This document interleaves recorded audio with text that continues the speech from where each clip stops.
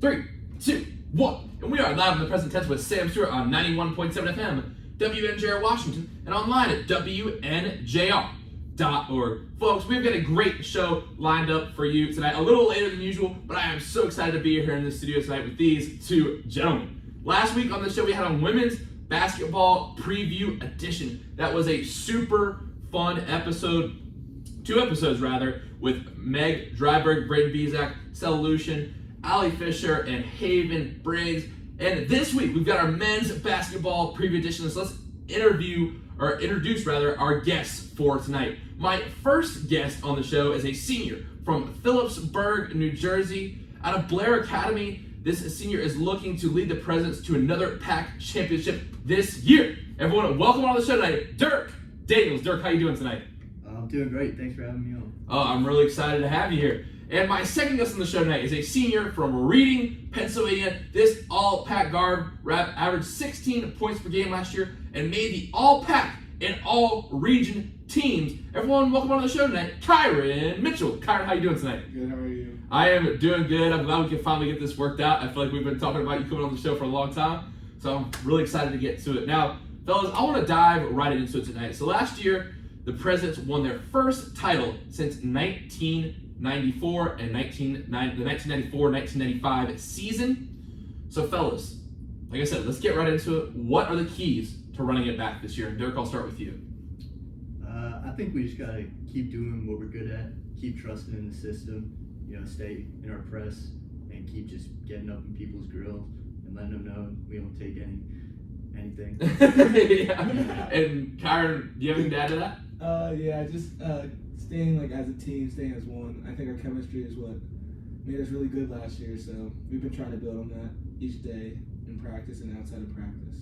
Yeah, that's a big key, and I know you guys are real close as a team, and you guys have got some new faces this year. You lost some familiar faces after last year, some faces that contributed a lot in big time moments. So how would you assess preseason practice so far? You guys got a scrimmage against Case Western tomorrow at 6 p.m. at Case, but with the new guys here, with practices starting up again in a formalized setting, how would you assess how practices have gone so far? And Dirk, I'll start with you. I think they've gone really well. It's been really competitive. I think the freshman group we have is extremely talented. They're going to be amazing players when it's their turn, or even this year. So I think we got just another great group, a lot of contributors, and ready to go. Wow, and you guys, it's interesting because I was thinking about it for the show notes. So you guys have almost your entire core back, and you guys got all these new faces as well, some of whom I get to meet. 3 of whom we got coming on Thursday: McCourt, Acosta, and Brandon. And Kyran, how would you assess how preseason practice has gone so far? I think it's been really good. Last year we were thrown into a new system, so it looked really rough. We didn't know what we were doing for most of the time, but now this year it's kind of all review. So we're just trying to bring the young kids along with us, and they're picking up really fast. They're really good, and we have something really good going, I think. Yeah, and one key that you alluded to right there was the leadership and the guidance of some young guys. And one question I'm always very interested when we have seniors in the present tense, a lot of times seniors kind of taking this leadership role, and you guys even last year were kind of thrust in a leadership role, is what makes a good leader? Kyran, we'll start with you this time. I would just say it's leading by example. I mean, it's not I don't think that Dirk or I would call ourselves leaders. I think that every person on our team leads in their own way. Wow. So I think it's just everyone responds to everyone, and that's kind of how we operate. Wow, great answer. Thank you for that. And Dirk, what about you? What do you think makes a good leader? For me, I don't speak as much, but I know that I go as hard as I can. And once young guys see that, they just know it's time to go, Mm-hmm. Yeah, that's a great answer. Short and simple. I like it. Now, my next question for y'all is one that I love to ask on the present tense, since, we got to get to know our guests on the present tense a little bit. When did you fall in love with the game of basketball? And Dirk, I'll start with you. I can't even remember. I feel like it's been my whole life, just always growing up playing it, just my whole life, really. Really? No, that's a great answer. And Kyran, during my research, I heard from your mother that your first word was basketball. Is that true? That's what she claims, but I don't know. It was kind of a stutter. It was I don't know. There's a lot. There's a lot of syllables trying to get to basketball, is what I was told. So, do you have a particular favorite memory? It seems like it goes pretty far back then. I don't really have any like particular memories. Like you fall in love with the game, you know? I don't really know. I mean, I always enjoyed playing. I'm always around it when I was younger. Like, I kind of was just brought up with it. So, taking it day by day, year by year has been like really good, and I want to just keep doing that. Yeah, and your brother Stevie, I'm sure you always played against him a lot. 20.6 points per game at Marquette last year. He's balling out. And I got to ask you, Kyran, would you beat your brother one-on-one? Yes, I would beat him one-on-one. Really? You would not. You're saying that live on air. Yes, Receipts right air. now. Yes. Yes. What's the score if it's 11-0? I always ask siblings this. If it's 11-0, what's the score of the Kyran? Like the game's to 11? The game is to 11, ones and twos. I'd say it'd be like, are we winning by 2 or straight 11? We'll go win by 2. I'd say again like 11-9. You agree with this, Dirk? Personally, I don't. That's crazy. I'm happy that my teammate trusted himself. That's good. No, for sure. And Dirk, you went to a boarding school in New Jersey. What was that experience like? You know, not a lot of people have that experience of living somewhere else, or you know, kind of a home away from home in high school. What was that like? It was really interesting. For me, I mean, going to a place like that, like, it was just culture shock kind of and everything. Really? Like, In what way? I mean, just the boarding school life, like everything being so nice and like, Okay. I don't know, that kind of like, but I feel like it really was an advantage for me. Okay. I think back on it, just the classes I got to take, people I got to meet, you know, all the connections and stuff. So it was a really interesting experience. Mm-hmm. And during that experience, what led you to want to choose W&J and play for Coach Stu? Well, I remember the old assistant coach who's gone now. He drove all the way up 6 hours to come watch one of our fall workouts. Wow. Just to let me know the school was interested in me, and that really meant a lot to me. And I came and visited, did an overnight, and I really just liked it here. Yeah, it's interesting. Like I think a lot of people's answers, like when you see people put the effort into like learning your story, learning about you, you want to give that effort back. You know what I mean? It's like a lot of people I know, like a lot of the girls came out last week, like Coach Gina went to like all of their games, you know what I mean? And it's like you want to play harder for that person once you know they're that interested in you. So it's a great answer. Thank you for that. And Kyran, what about you? What made you want to choose Washington Jefferson College? You kind of moved from east side of Pennsylvania to the western side. So what made you want to leave a little bit farther from home and come play for W&J? Mine's kind of like Dirk. Coach Spins, he came up to my last game actually. We played Imhotep Charter, and they're a Philly school. I think they had their top 6 or 7 were all Division I players. Mm-hmm. We really didn't have a chance to win. They like didn't even dress 2 of the better players, and he still made like that drive just to come see me play like my last game, and that meant a lot. So off of that, I was like already leaning more towards the school, and then Coach Stu likes to joke around, but I was like up here for like an entire weekend one time on an overnight. So and I enjoyed my time, so that was enough for me. Wow, that's an interesting answer. And Dirk, I want to ask you a question. You know, I remember before. I mean, really, this is kind of the first time we're meeting right now. I don't know if we've had too many conversations before, but I remember freshman year. I remember you used to see you shooting with this brace on, and I believe you had some injury problems. Early in your career. So can you speak on that adversity and how you dealt with that, and just tell people about your process of recovering over that injury a little bit? Yeah. So my freshman year, it was the first day of like real practice, and I remember just first drill, 5 minutes in, I just tore my ACL right away. So I missed my entire freshman year, and of course that's when COVID happened. So when I was recovering, we were all sent home, and gyms weren't really open, so it was kind of tough to do the rehab and everything.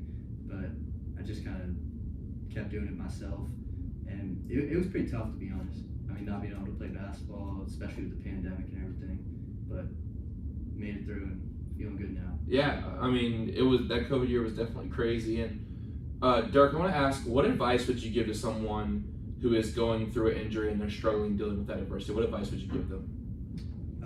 Well, I'd say first, if they're at W&J, just trust in the Sigs and gel. I mean, that's what I've heard a comment. I mean, they're awesome. Yeah, they're the best. Best in the business. Of course, yeah. And just, keep your head up.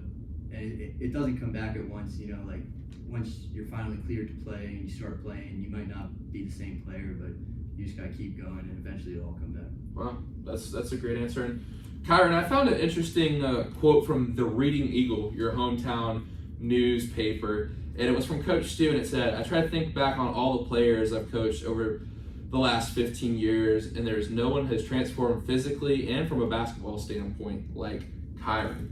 Now, Kyran, I read in the Reading Eagle that they said you changed your body a lot, you changed your basketball skills a lot as well over the first 3 years, and you look at your point averages, you went up 4 last year, as well as a big increase from your freshman year to your sophomore year. So what did you do different when you got to college in terms of your training and preparation that would make Coach Stu say that?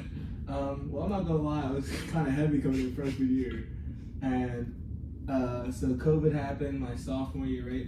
Sophomore year, and then we went home, and we took a tough loss to Teal.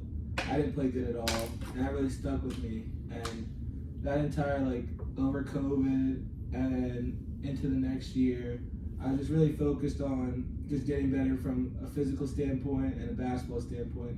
Because I also knew that I'm a very competitive person, and I wanted to be in a winning position again for my junior year when we were coming back. And I knew that a lot of guys were leaving, so I just wanted to put myself and the team in the best possible position that we could be. And I thought that if I took care of my part, then everyone else would follow. So that's all. Oh, that's a great answer. This leads me to another question is, obviously you guys were Pac champs last year, and we had a lot of episodes in the present tense celebrating that, but of course it's time to look forward, live in the present tense, and prepare for this season. But what is the biggest thing you individually worked on this off season to improve your game? And Kyran, I'll start with you this time. Mainly my jump shot and free throws. I get fouled a lot, so I can't just leave points on the board. And I also have to be able to make open shots and open threes, because if I do that, then it hurts the defense that much more. They can't help off of me as much. And I also they have to guard me closer, and I get to create for my teammates better. So it's all, if my shot is able to get better this year, which I think it will, I think that it'll boost everyone's play, and that's my goal. What type of drills did you do to work on your shot? I actually have my one buddy. He has a program or a business kind of called New Age Hoops, and shout out New Age Hoops. And he's big on shot and form. So a lot of the beginning of the summer was me just working on my form and trying to go back to the basics and get out all the bad stuff that I was doing, and then just keep reps. So I'm hoping that it paid off. I think it will, because I put a lot of time into it. So I'm excited to get started in the season. Yeah, that's awesome. We're excited to see you play. Dirk, for you, what did you work on this off season? I did kind of the same. Free throws was a big emphasis, because I shot probably 50% from the line last year, and obviously that needs to go up. And then also just tried to improve my outside shooting, just so I could be somewhat of a threat out there. They can't just not guard me out there. So I try to focus on that, and then probably just strengthening my legs, trying to get my endurance better. Okay. Now, Dirk, you got a crazy bounce, bro. I'm not even gonna lie. Now, how do I get my bounce right, Dirk? If you had to give me advice. You just gotta do the calf raises, some box jumps every night before bed. It'll get you right. All right, got you, bro. That's what's up. Now, my next question for y'all is a question I love to ask seniors, and it's, how do you want to be remembered at W&J? And Dirk, I'll start with you. I'd say just as a kind of a good community member, someone who's nice, did my work. I guess that's kind of it. Oh no, that's perfectly fine. That's a great answer. And Kyran, what about you? I'd have to say that I would probably want to be remembered by just always smiling and trying to have a good time, and all my friends and how close I am with them. That would be, the relationships is probably what I would be want to remember by most. Okay. And now for my next question, let me set the stage for you. So you're sitting in a dorm room your freshman year, and a kid walks in, suitcase in hand. It's you, your freshman year self. Now, what advice would you give to that kid? And whoever can take this one first. I would just tell him, one man before me said, Rod Wave, keep going. So I just give him that advice, because each day, take every day by day, and everything will work out. Oh, good stuff. And Dirk, what about you? study a little harder. Okay, interesting. Now, perfect segue into my next question. What's your majors and minors here at WNJ? Kyran, I know yours, so I'll start with Dirk and Kyran. We'll get to you in a sec. What's your major and/or minor here at WNJ? So my major is psychology. Okay. And then I'm getting a minor in Russian studies, actually, which is pretty fun. Huh? What made you want to do that? Well, my freshman year, I needed the language requirements, so I figured I'll just take, Russian 101. It can't be that hard. And then I kind of liked it, just kept taking it every semester. I took it like 4 semesters in a row, went all the way up. Eventually, I was taking like an independent study in it. Really? So, yeah. Wow. What's your favorite era of Russia to study? I would say Peter the Great, around there. Okay. I got really into studying like the Bolshevik Revolution and the Holodrome in Ukraine and stuff. Like I found like how communism took over really interesting and how things worked during World War II. So that's interesting. We have like a conversation sometime. That's really interesting. Like the Gulag system and all that. I'm sure you've studied. That's interesting. And what do you plan on doing after college with that? I'm still pretty unsure right now. Okay. I'm thinking about possibly going to grad school, but okay. I mean, I kind of just want to do something in the psychology world. Okay. Do you have a favorite psychologist that you've studied? I don't really have a favorite. Yeah, it's a tough one when I ask like with psychology, because like some of those guys have some kind of wacky theories. You know what I mean? But I don't know. I like Carl Jung. Have you guys studied Carl Jung in the classes? Yeah, I definitely remember the name. I don't remember. Yeah, it's probably in the early ones because it's kind of philosophy, kind of psychology. Do you have like what kind of psychology would you want to go into, like clinical or? I'm really interested by sports psychology. Ooh, okay. It's also kind of a tough field, I think, to get into. Yeah. I'm looking into that, and also I like social psychology. Mm-hmm. Like kind of, for example, right now I'm taking a public policy psychology class. Oh, that actually sounds really interesting. Yeah. Okay, cool. And Kyran, I know you're a philosophy major. I've had like 6 classes with you, but do you have a minor? Well, I'm also an econ major. Oh, really? You're double major. That's what's up. And what do you plan on doing with that? I mean, I want to go to law school eventually. Okay. But next year I want to try to use my 5th year for my COVID eligibility. Okay. And try to play somewhere. So that's my short-term goal. Oh, okay. The long-term, I definitely want to go to law school and make a career out of that. Would you like to play as well, Dirk, in your 5th year? Yeah, probably. Okay. And Kyran, do you have a favorite class that you've taken in the philosophy department? I'm interested to know, just because.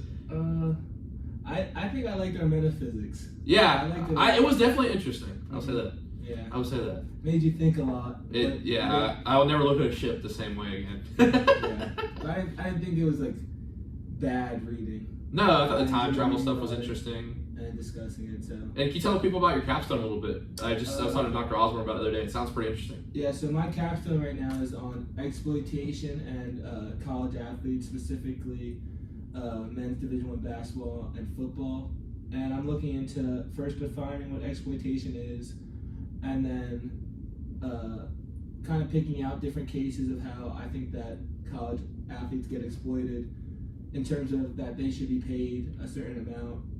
And then my last section of it will be like trying to work around the best way to go about paying athletes, and so that they can get the compensation that they deserve for how much they bring to each university. Wow, that's interesting. Do you have any findings yet, or are you still kind of forming a thesis? Or would you say that a lot of athletes are exploited by I'd say a lot of athletes are exploited, even with the NIL.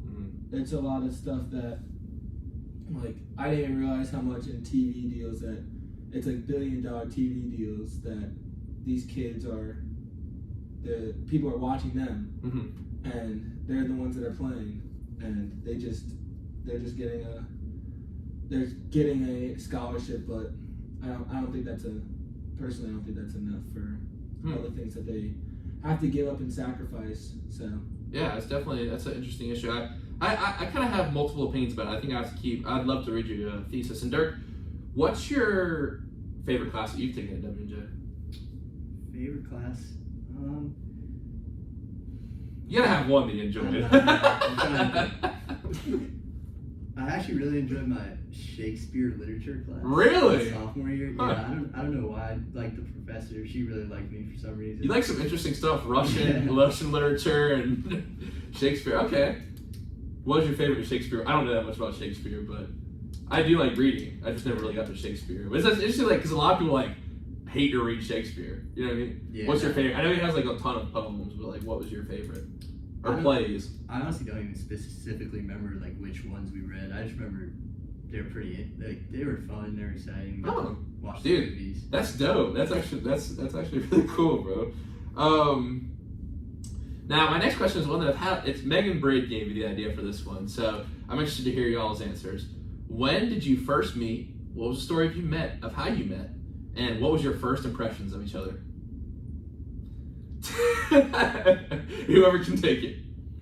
I really don't remember. I think it was like some freshman orientation, and like I saw like him and Ben Henry. He was a freshman at the time, and he transferred. But then I was like, I think we just like both like realized that we were both on the basketball team, and then from there we just hung out. It was pretty simple. Okay, Dirk, what were your first thoughts on Kyran? I'm trying to remember. I mean, definitely he's a lot different. He was a lot different than he is now. But Do you care to share? Could you care to share why? I don't know. He was just. I don't know how to describe it. And now, was it like a joint decision for you guys to join ATO? Because you guys are the only, I believe, correct me if I'm wrong, you guys are the only two basketball guys in ATO, right? Yeah. I mean, we've had Jacob Lee and MJ, good friends of the show on. Why did you guys decide to join ATO? Well, our freshman year in the spring semester, there was a couple older basketball players who were in it. Okay. And we were just kind of looking for stuff to do on the weekends, and we started like doing the pledging stuff and like just going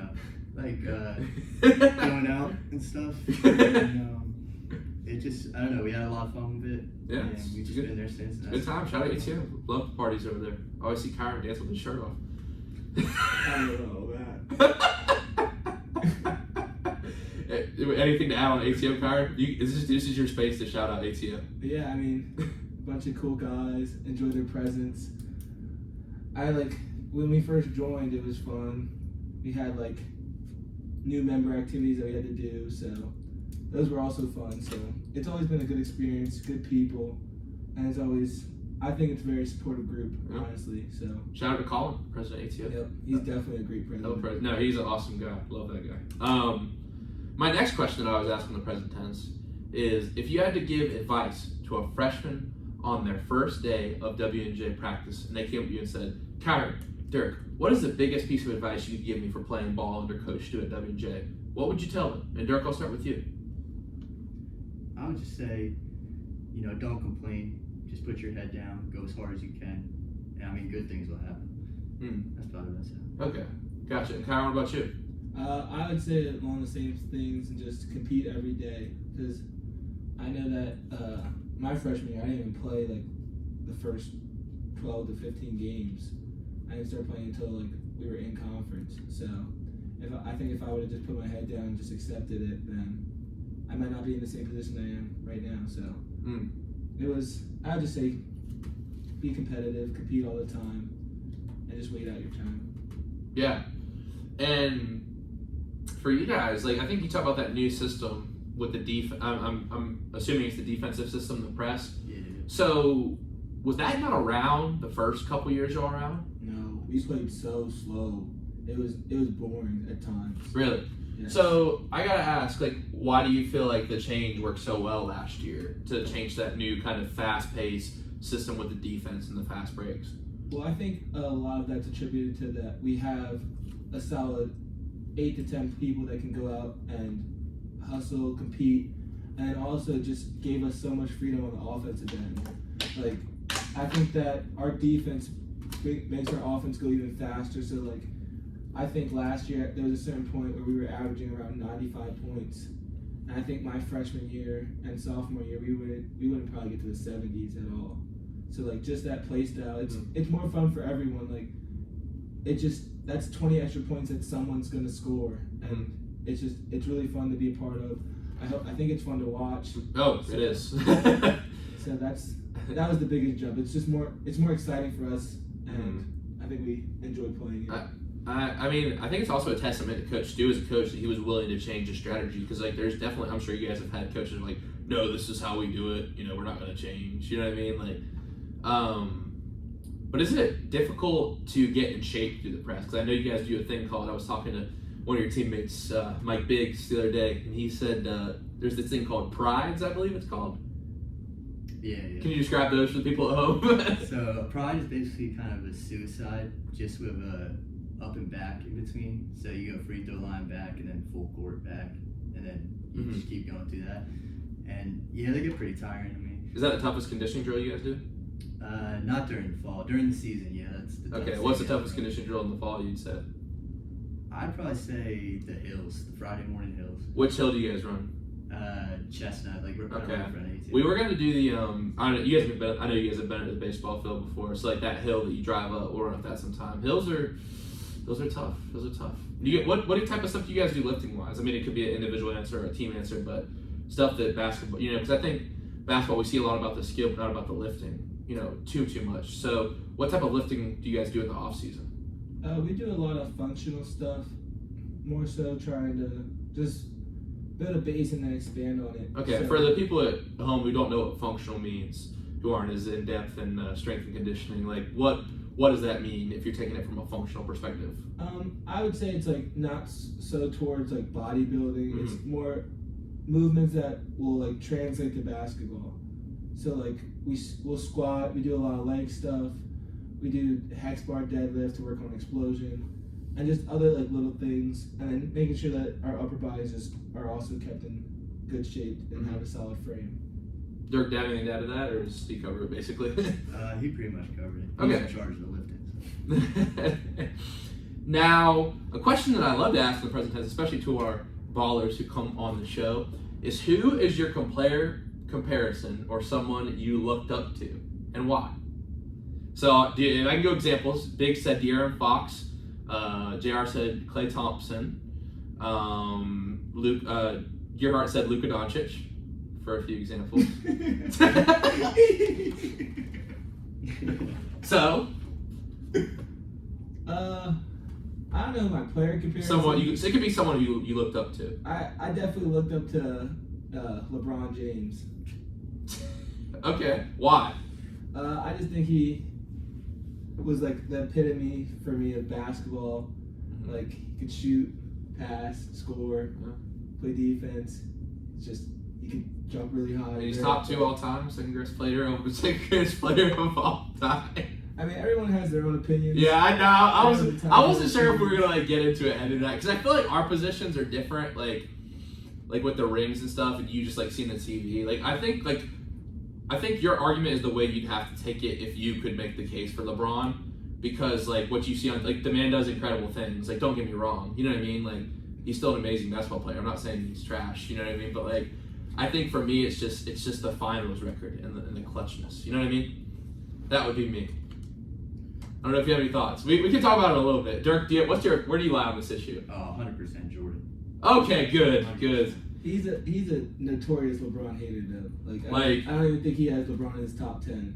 Top 10? He might be top 10. See, that's what I'm talking about. You can't even argue with that. So I just wanted to, I mean, from our conversation the other night, I just want to throw out a couple stats. Let me just, I'm not gonna read it. Like Gearhart was right. I did kind of go at them that one time, but I did just want to say that LeBron does have 177 turnovers in the finals. MJ only had 99, and then there was 5 times. Are we talking about 8 turnovers? What's that? 8 less turnovers. I said 177 and 99. Oh, I think you said 107. No, 177 and 99. What's his assist to turnover? Well, that's not the stat I'm reading though. But I think that's more important. Do you have the numbers on that? No, I don't. Okay, I think that we'll pull it up during the break. If LeBron plays point guard, naturally his assist. The only one I wanted to get in, I think, the other night was 5 times averaging over 40 in a series. In a playoff series, LeBron has done that 0 times. So I just want to get that in. We'll definitely pull up assist to turnover ratio, because I'm fair on the debate with it. So, but I do want to kick it to Dirk. Why do you believe Jordan's better than LeBron? I mean, if you just go, we're going one game, pick 5 guys. You're picking Jordan before LeBron to win a game. Like, to facts. win a game, I'm taking Michael Jordan every time. Kyran, do you have a rebuttal to that? Because I know y'all have argued about this before. You're roommates. I mean, I'm taking LeBron. You can win one game, but I think LeBron's going to win you for like 7-8 years. So he's playing for 20. And he's still the best in the league. In our NBA talk, we'll get to because I feel like honestly, I want to say like LeBron's not in his prime anymore. The man's still balling out. You know what I mean? He was an MVP candidate last year. Yeah, we'll definitely get to some NBA talk in just a little bit.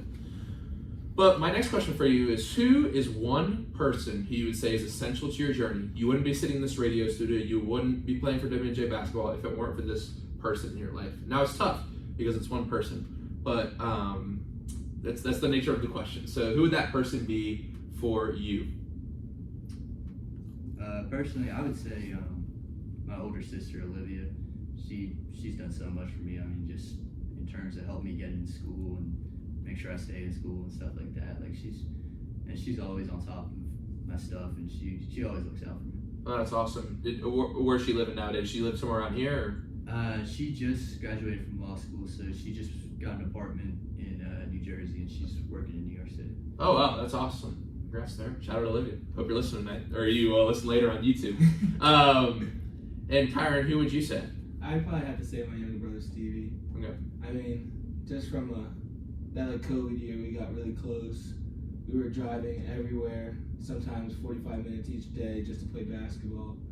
And just his passion and his love for the game, it really helped me, I would say, in the terms of the fact that I had to keep up over that summer.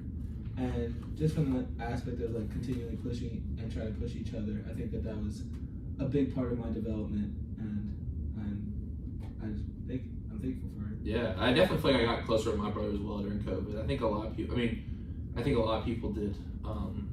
So yeah, thank you for that answer.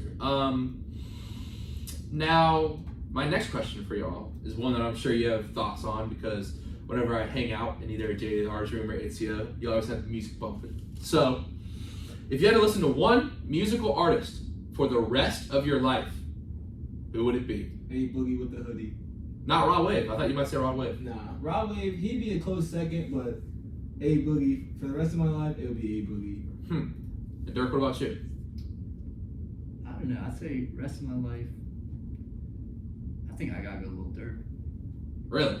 Smirkio. All right, now my next question, because I know y'all have thoughts on this. What's your top 3 hip-hop albums of all time? Hip-hop, rap? Rap, okay. Yeah, it doesn't even have to be, because I know you guys are just fans of that genre, but if you're fans of something else, I was just going to make mine, because I like all different kinds of music, but I'll make mine hip-hop/rap. Alright. I'd go number 1, probably Artist by A Boogie. I think that's a classic. Number 2, I'd probably go. I'd probably go College Dropout by Kanye. Solid. Kanye been doing some crazy stuff as of late. That we like the old Kanye. Yeah, I miss the old Kanye. And then my third one, it would either have to be Soulfly by Rod Wave, or I don't know. I would have to take a time, but right now it'd probably be Soulfly. But I definitely could think of a couple that I might put above that. Okay, interesting. Now, Dirk, I'll turn it over to you. I would say I like Ghetto Gospel, Rod Wave. That's probably one of my favorites. Might just throw in Get Rich or Die Trying. Oh, yeah, he's right. That should be my third. That is a good one. Soulfly. Yeah, I feel like it's probably just gotta be one of Drake's. If you're reading this, it's too late. Or Yeah. something like that. So Far Gone. I mean, that's not his best, but I do like that one. Do you guys like Certified Lover Boy? It was alright. I think I was way more hyped for it than. Do you like Honestly Nevermind? I liked it a lot. The more I listen to it, I like it more. See, I feel like a Certified Lover Boy was 10 out of 10. I'm not gonna lie. I feel like it was a really solid album. Yeah. I mean, I'm not like. I really only listen to like a couple people, and that's it. So, Yeah, I know. I've been over there.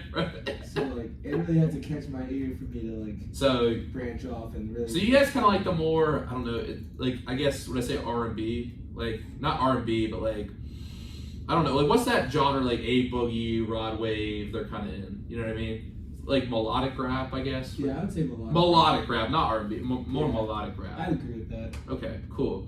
So I'm gonna go my top 3 all time. I'm gonna go Good Kid, Mad City, number 1. 2014 Forest Hills Drive, number 2. I'm gonna go To Pimp a Butterfly, number 3. That's pretty solid. Okay. Okay. As long as it's solid. I don't know. It seems like a very like you have to have one that's like your favorite that no one knows about. All right, 3. Okay, either 2 or 3 would be Kids by Mac Miller. Okay, there we go. Okay. See, that's your top 3. Okay, that's fair. I guess. Okay, you know what? I think Kids instead of To Pimp a Butterfly. That's right. Okay. That was the first one seemed like more of a socially acceptable. Socially acceptable. I like the music. No one's gonna argue these 3. 3 is Kids. I mean, there's some Kendrick haters out there, bro. A lot of people did not like Mr. Morale and the Big Steppers. I love that album. I don't know if you guys listened to it or not, but I can't say. I listened to it a little bit. I thought it was pretty good. But yeah, it's just not something I think I would bump like every day. Yeah, it's. I think it's different kind of from the style of music y'all are kind of talking about a little bit. My next question though is, if you had to say what is your favorite movie of all time, what would it be and why? The thing that came first in my head is Transformers. I was a big Transformers kid. Very solid answer. But Very solid answer. I'd probably have to change it to Black Panther. Okay, now are you excited for the new Black Panther? I'm very excited. I'm pretty excited. I'm not gonna lie. I was like at first I was like, oh, because I'd say Black Panther is probably one of my favorite Marvel movies. I'm a big Marvel guy. Are you a Marvel guy or you just like Black Panther? Oh no, I'm a Marvel superhero. Anything that's like not like real, I probably like. I'm more of an action person. Okay. Hence why I like Transformers. Okay. Transformers is definitely fire though. Megan Fox in that movie. Great acting.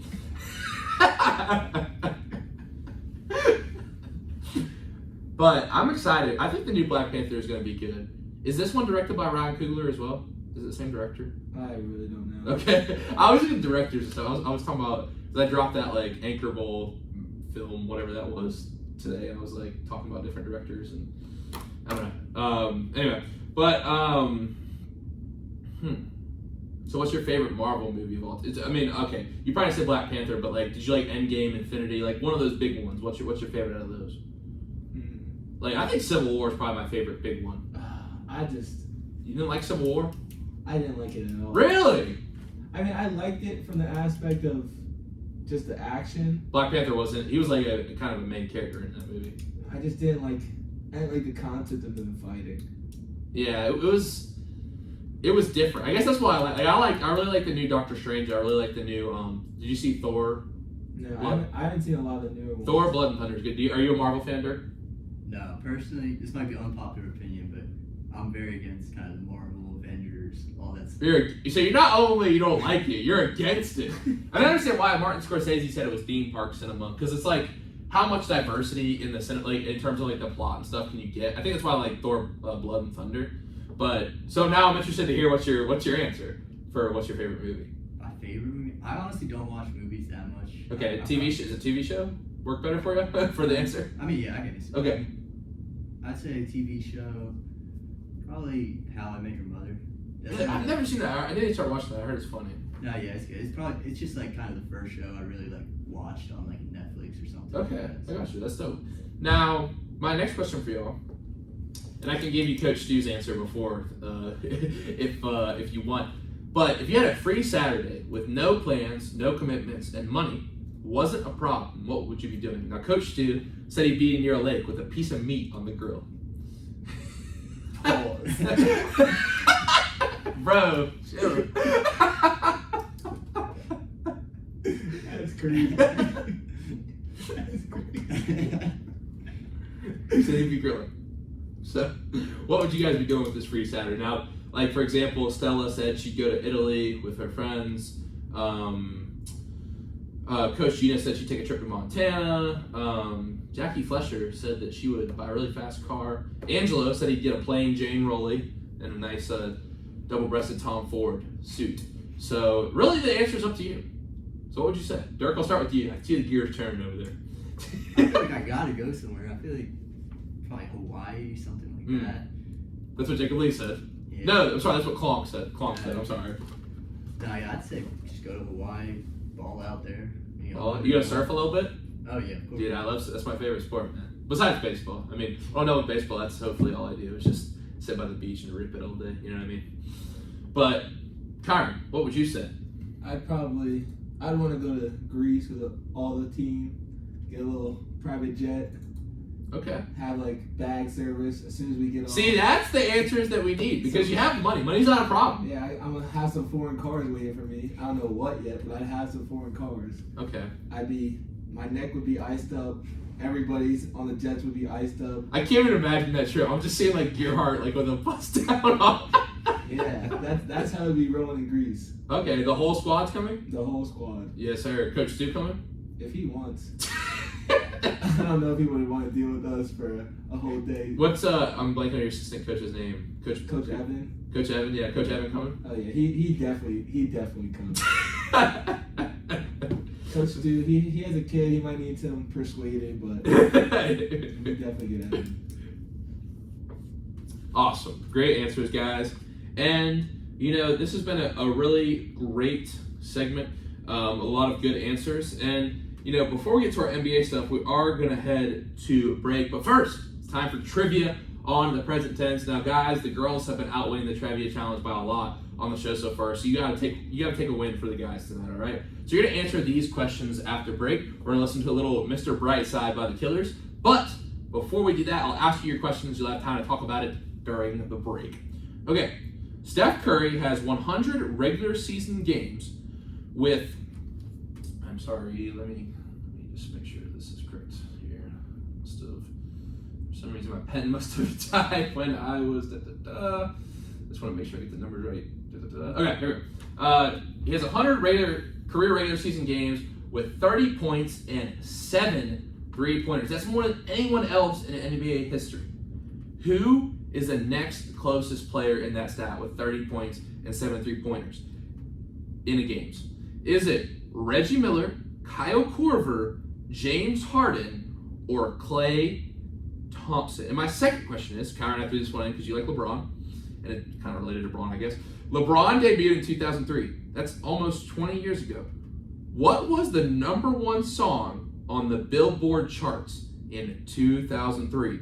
Was it In the Club by 50 Cent, Ignition by R. Kelly, Get Busy by Sean Paul, or Crazy in Love by Beyonce featuring Jay-Z? We're going to get your answers after the break. You're listening to Present Tense on 91.7 FM at WNJR Washington and online at WNJR.org. Are we off? Yes. It has to be R. Kelly. There's no other reason to put R. Kelly.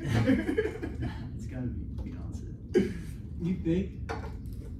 I think the first one was Reggie Miller or James Harden.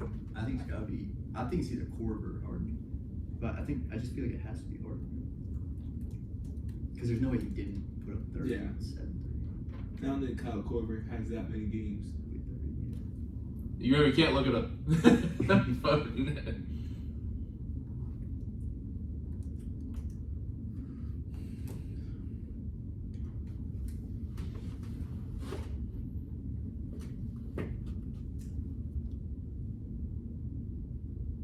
You're not looking it up, are you? No. Okay. Yeah, the podcast camera keeps rolling, but we're not like live on air. But yeah. It goes by fast. About 15 minutes in. What time are you guys leaving for Case tomorrow? 2:15. Yeah. How many times have y'all debated that LeBron Jordan thing in your room? Not that often. Really? I mean, because once it comes up once, it kind of just Yeah, facts. Just saying, like he's not changing my mind. I'm not Facts. changing his. Yeah, facts. you. It's forever set in stone. Yeah, that's how it goes. Don't treat me like I'm regular, because you know what I'm on. I really thought you were going to say Rod Wave, because I feel like whenever I'm in JR's room or your room at ATO, it's Rod Wave. That's just because they don't know A Boogie. I don't know that many songs by A Boogie. See? Do you know Moray? He's a melodic rapper. Don't talk about 5 and below Rod Wave. Don't do that. Bro, he's in Dreamville, bro. He's fucking. He can be in all the type of villas he wants. It's not Rod. I guess it's just. Rod even threw a shot at it. Really, he did. Yeah, he said had another fat person come and sing. Still not me. Really, I didn't hear They that. tried to remake me. Is he the great? Is Rod Wave the greatest fat rapper of all time, or is it Biggie? Biggie. I thought you were about to say something outrageous. No, I have some common sense. I got you. Bro, you said never mind, we'll talk about the episode show. I'm gonna clip this part out. What? I said I don't have to clip this part out of the podcast. What? No, we'll talk about the show. Alright, we're 50 seconds back. You guys got your answers? James Harden and Crazy in Love. So wait, is it 2003? 2003. End of year Billboard charts. Are all those songs in 2003? That was just the end of the year chart. I don't know if they were made in 2003. There's the end of the year Billboard chart. No, that's definitely Crazy. Like, Definitely. wait, what were the other options? In the Club, Ignition, Get Busy, or Crazy in Love. It was either Crazy in Love or In the Club. Yeah. But I feel like In the Club went crazy. Yeah, but I mean, it's Beyonce. Beyonce, I know. Beyonce and Jay-Z. I feel That's like their it's- era. Yeah. We can go there. But I don't know. 50 came on hot. Yeah. Nah, I'm down with 50. Alright. 50 and James. We are back on the present tense on 91.7 FM at WNJR Washington and online at WNJR.org. Today we are talking with Kyran Mitchell and Dirk Daniels, part of part 1 of our men's basketball preview edition week here on WNJR and the present tense. Now, before the break, we had our trivia questions, and the first trivia question tonight is Steph Curry has 100 regular season games with 30 points and 7 3-pointers in the game. Who has the second most? Is it A, Reggie Miller, B, Kyle Korver, C, James Harden, or D, Klay Thompson? Your answer is? We're going James Harden. That is correct. With 42 games, James Harden is the second most. Now, for your second question tonight is LeBron debuted in 2003. That is almost 20 years ago. By the end of the season, it will be his 20th season, obviously. Big achievement in that man's career. But when LeBron started playing basketball, what was the #1 song on the Billboard charts? Was it A, In the Club by 50 Cent, B, Ignition by R. Kelly, C, Get Busy by Sean Paul, or D, Crazy in Love by Beyonce featuring Jay-Z? And your answer is? Crazy in Love by Beyonce. Ooh, that is actually incorrect. It's In the Club by 50 Cent. That's what we thought. I know you guys were talking about it. I was waiting for Oh. So #1 was In the Club, #2 was Ignition, 3 was Get Busy, and actually 4 was Crazy in Love at the end of year Billboard Hot 100 singles chart. Fellas, thank you for playing our trivia. 1 out of 2 ain't too bad. You did talk yourself. That's 1.5. We said In the Club. That does not count. That was On a trivia show, on a decision. trivia show, when you say your answer, do you get half the money if you got the decision wrong? No. We said In the Club. It went crazy. I mean, I have the receipts in between the break, but you're not saying it's your final answer. That's all I'm saying. Now, for our NBA preview, I didn't want to do like power rankings because we're kind of still early in the season. So I wanted to play a game called Big Deal or Not Big Deal. So I'm going to read a series of statements, situations around the NBA, and we're going to say whether it's a big deal or not a big deal. Now, Jordan Poole is averaging 14.3 points per game with 6 assists. He's playing pretty good after you get that money. The Warriors are 2-1. Draymond Green punching JP in the face. At this juncture, is it a big deal or are we past it at this point? Definitely past that. Yeah. Past it? It would have been different if they started like 0-3 and Poole was just bad, Mm-hmm. or Draymond was like bad. But I mean, they're out in the court together. Yeah. I Yeah. think they're fine. They got enough leadership. As I said the other night when me and Kyran had that spirited discussion about many things in basketball, Michael Jordan punched Steve Kerr in the face and they ended up winning the Last Dance season. You know what I mean? Yeah, but that means that you equated. Yeah. I'm just saying, you know. No, yeah, it happens in Hey, basketball. I mean, you know, I hope it hasn't happened at your practices. No, it hasn't. When Dirk's looking like, oh man. Okay. My next statement for you is big deal or or not a big deal. Lakers going 0-3 to start the season. Are we worried? Should the Lakers be worried, or should they not be worried? I think they shouldn't be worried as long as they can move Russ. They should not be worried as long as they can move Russ? Yeah. Okay. Because they'll figure it out. They got the best player on their team, and he's gonna go do what he needs to do. So I mean, I think they also shouldn't be worried, but just because they're going to be a bottom 5 seed in the West, like they don't have expectations. I don't think. So I found an interesting article on ESPN from I'm blanking. Why can't I remember the guy's name? Jeez, it's Brian Windhorst. Sorry. But in this article it said with the money they're paying Westbrook, they could have held KCP, Kuzma, PJ Tucker, and Alex Caruso. Now Russell Westbrook is shooting under 30% from the field. Now, do you feel like there's deeper chemistry issues with the Lakers, or this is simply a case of the chemistry will get better? Because we saw that in Las Vegas in that preseason game. I don't know if you guys saw the video where Russ was like moving away from the team huddle. He didn't want to be part of the team huddle. Did you guys see that? You saw that, Dirk? Yeah. So like, obviously against Portland, Kyran, I'm sure you saw Russ take that jumper at the end of the game. Okay, you're nodding your head. What were your thoughts on that when you saw Russ pull up? I just don't think it wasn't a good basketball play. Really? LeBron could have shot it. AD could have shot it. It just was a bad shot.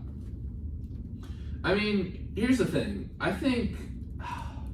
Do you guys feel like Russell Westbrook has his best days in the past, or he's simply in a bad situation? I think he's a little bit of both. I think he's just in a bad situation though, because he's a the big boss. energy guy, and he just doesn't seem to be playing with a lot of energy. I think also like. I don't usually sometimes buy into this stuff with sports, like the whole dynamic of it, but I think Russell Westbrook is an alpha male, and he's not the alpha on that team. You know what I mean? He's probably the third option on that team, wouldn't you say? Yeah. I mean, maybe. So, like, here's the thing, like, with AD, though, too, is, like, he's averaging 24.7 points per game, but he's shooting 20% from 3 on the season. And, like, I don't know if you guys saw the video of this spring when they were, like, giving a tour of AD's house, and AD was like, I haven't touched a basketball in, like, 6 You know what I'm talking about, Dirk? Yeah. So, like, do you feel like AD needs to step up his play, or do you feel like it's simply on Russ? Kyran, you're a big Lakers guy. I think it's a collective thing. Okay. I mean, it's hard to point the finger if you're AD if you're not going out and getting 40 every night.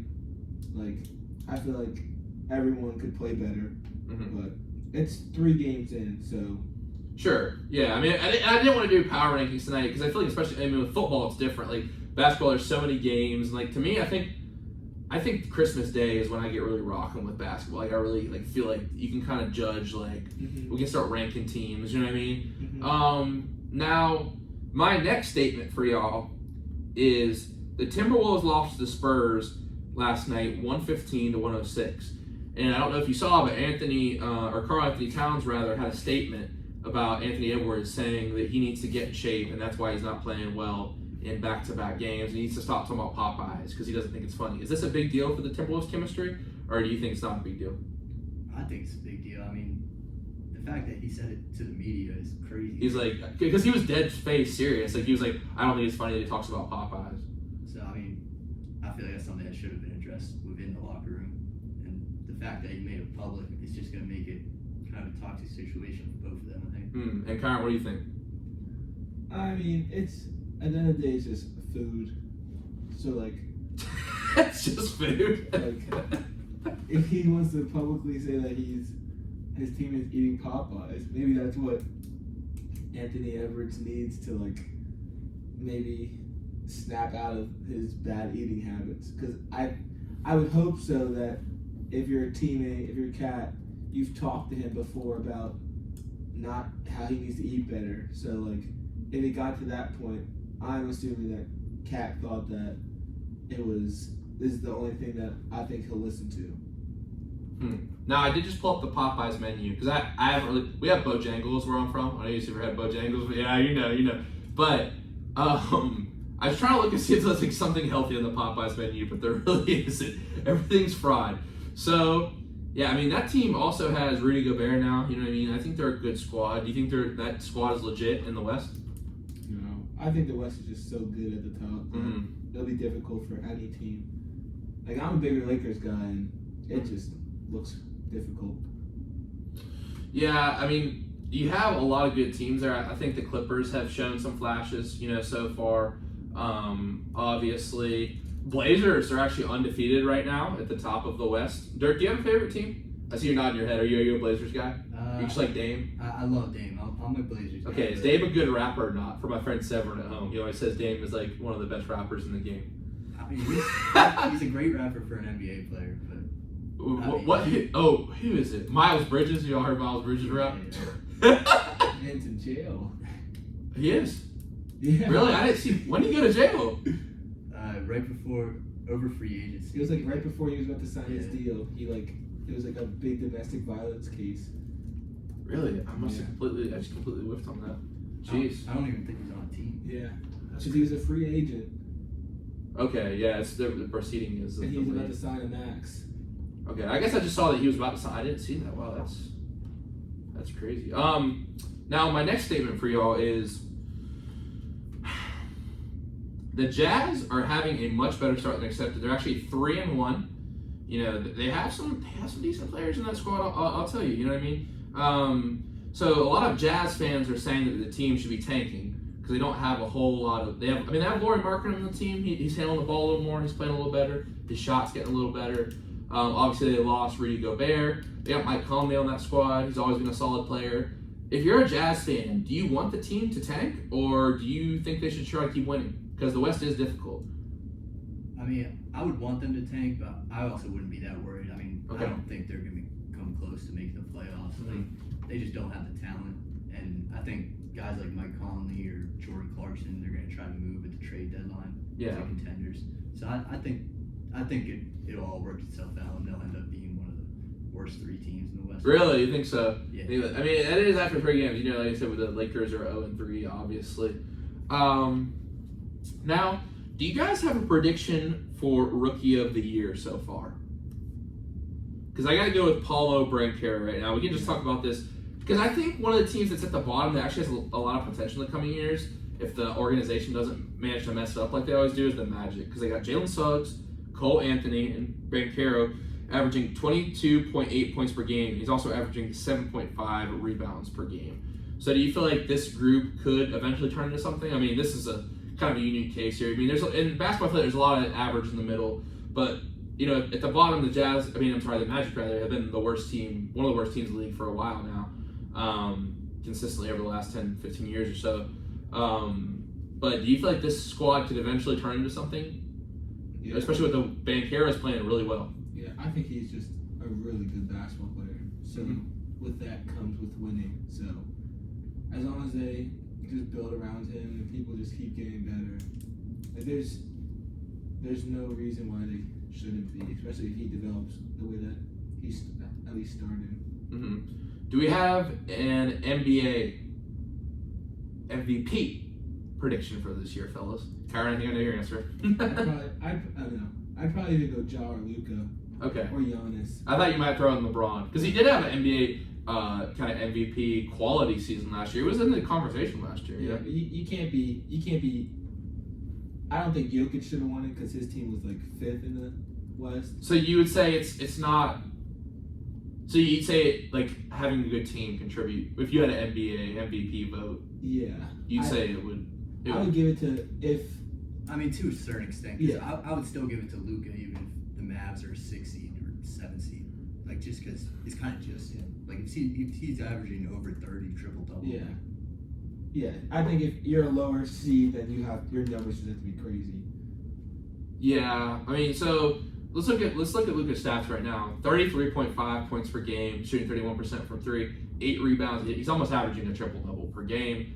So my pick before the season probably would have been Steph Curry's also averaging 33 per game, shooting 44% from 3. But I think it's always interesting, is it like is it most valuable in the sense of like you hold the team together, or is it best player? You know what I mean? How would you take it if you had an MVP vote? Does my question make sense? You know what I mean? Because it's like without this, like, there's players who are valuable, but they're not the best player on. You know what I mean? Because like how good would the Nuggets have been these past few years without Jokic? You know what I mean? Mm-hmm. Was he the most valuable player in the league in that sense? But how good would the Bucks have been without Giannis? I mean, I'm biased, but I think if you look at it like that, then LeBron probably. Well, especially this year. to win every single year, just because the team that he's on. Like if you think about before he even went to Cleveland, they were bottom. They were the worst team in the league. It's about the second time or the first time? Okay. Yeah, the second. Okay. So I personally think that it should be in terms of that and just like playmaking. But like the play on the court, not necessarily. I think the league is really good now to the point where you have teams with you have the Mavs with Luka and the Grizzlies with Ja and the Nuggets with Jokic and the Warriors with Steph. That if you take any one of them off, their teams are significantly worse. Yeah, I mean, I think the NBA as a whole is, to me, I don't know if you guys agree or disagree with this, but like, you know, you got rookies like Ben Carroll, like Jake Ivey, like Walker Kessler, like obviously Chet Holmgren hasn't even stepped on the court yet. Like, I feel like the league is just getting so much deeper as a whole. You know what I mean? I feel like the level of play is just rising. Do y'all agree with that? Yeah, I agree. Especially since it's more of a scoring league now. Yeah, I mean, and also just yeah, international aspect. Like, good point. We talk about it all the time. All the top players are international. Giannis, Jokic, Luka. Like, there's just so much more talent. Yeah. The whole world. Did you guys watch the Redeem Team doc yet? No. No, I don't think I have. Really? It's actually produced by LeBron. It's produced and directed by LeBron, I believe. You should check it out. It's good. It's about that 2008 team. Dirk's not gonna watch it. See, I'm not so much, Kyrie. I'm not as much as a hater as Dirk, bro. I'm telling you, he's a hater. So what, Certified. Space Jam 2 was good? No, Space Jam 2 was trash. I'm sorry. Terrible. Space Jam. Well, it was a good movie. It was. Space Jam 1 is way better than Space Jam. Oh yeah. I'm not Okay. arguing that. Okay. Yeah. I mean, I saw some stat. It was like they like compared Jordan and LeBron stats in Space Jam. Like it was like, yo, LeBron really needed his teammates to bail him out again in Space Jam. All right, guys, this has been a really fun show tonight. Thanks for the talk about WNJ basketball and the NBA talk. Actually, one last question about the NBA talk. Finals prediction and who wins that finals? I don't know. It's really early. I think it's hard to go against the Warriors when they're all healthy. I think I'm taking the Nets out of the East. Ooh, I find that's a little bit of a hot take. I'm not gonna lie. I think so too. I mean, they did get. When you look at it, it's hard to get swept in the NBA. They did get swept last year. Yeah, but they have Kyrie, and if Ben Simmons. Bro, don't even say that, bro. I'm sorry. If Ben Simmons goes back to any type of form that he was with the Sixers, the Nets don't need. Did you see Ja bait him last night into fouling out? Did you see that? Yeah. Like, I'm sorry. I cannot believe in him at this point. I hate to say it. No, I think it's a rhythm thing. But they don't even need him to score. They just need him to play defense and stay in the game. Yeah, I think it's just a rhythm thing for him because like offense or just in general. In total, like in general, being that removed from the game. I remember how weird it was even after COVID and we had our first like actual game. It was just like way different, and like even in practice, like it was just a whole different thing than just going and shooting and playing pickup. Yeah, I mean he's getting slandered like crazy on social media. Like he was like, I saw him talking about like, I'm seeing all this like, to me if I was him I'd be off social media. You don't need to be seeing all that. You know what I mean? It's like it's kind of weird to believe that like even NBA players like read those things and take those things personally. Like we know Katie got the burners. Katie, I can't always say Katie can't win with rushing those cats. They're just so rich to the point where they like that stuff like can bother them, but at the end of the day they're living the best life that they can. I mean they are, but at the same time, like I feel like it does. I mean Ben Simmons. I mean look at what we were just talking about. No, I definitely think it bothers them, but it would bother me a whole lot more if I was getting slandered like Ben Simmons and didn't have Ben Simmons money. Yeah.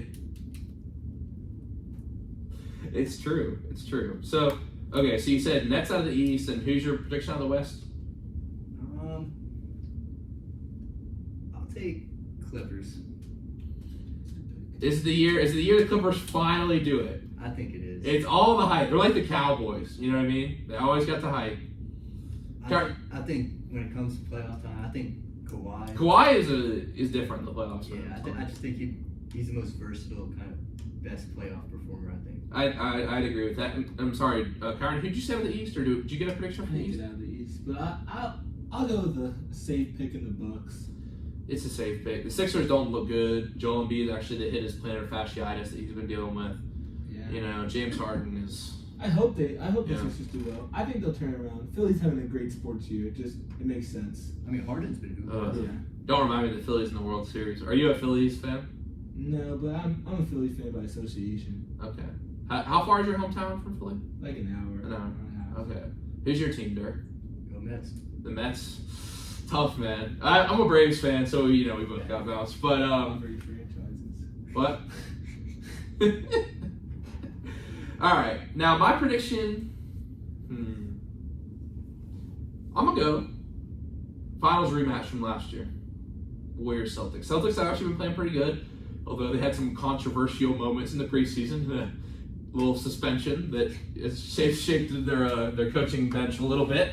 I think they still got a good team, and I think Jason Tatum's going to be coming back for blood. I'm just going to be honest. I mean, Marcus Smart's a competitive guy too. He's not going to take the loss easy, and I think the Warriors are going full throttle. I mean, they're showing they can do it. They've got young guys like Jermichael Green playing out there now. I like Dante DiVincenzo. I think those are good additions. They did lose Otto Porter, and I think a big loss for them was Gary Payton too. But I can see it. I mean, another one we didn't even mention tonight is the Suns, who are always kind of sneakily good. But to be honest, at this point, I'm riding them off. I think Chris Paul, I hate to say, he's a big game choker. I don't think Devin Booker's like that either. Yeah. After what Luka did to them. That man had as many points in the first half as their entire team. Yeah, that was enough to. You gotta have a little bit of heart. You just gotta want it. You gotta want it a little bit. Yeah. Oh man. All right. Well, guys, thank you so much for that discussion, and it's time, of course, for my favorite segment of the day. It's time for the quote of the day segment, and whoever can take it first. I'll go first. My quote is, "You miss 100% of the shots you don't take," by Michael Scott, aka Wayne Gretzky. Anything to say on that, or? No, just that you gotta shoot your shot. Facts. Mine's kind of along the same lines. It's never let the fear of striking out stop you from playing the game. Babe Ruth. So it's just kind of like you're gonna miss shots. You're gonna do stuff wrong, but you just gotta keep playing. Wow. 2 great quote of the days, and this was a great episode. So thank you guys so much for coming on. I really enjoyed it, and good luck in your scrimmage tomorrow. Thank you. Appreciate it. All right, and folks, we'll be back for part 2 of the men's basketball preview. We've got Alex Acosta, Brandon Jekyll, and Ryan McCourt join the show. Those 3 guys, I'm honestly not sure what's going to happen on that show. It's going to be a blast. I'll tell you what. But until then, everyone have a great night. Remember to live in the present tense. And we are clear. Thanks, guys. That was a good episode. Of course, no problemo. That was fun. Yeah, I enjoyed talking. That's good, bro. You said pause when I said coach too. That was crazy. You said That was he said he wants some meat on the grill. And Slap a big ol'.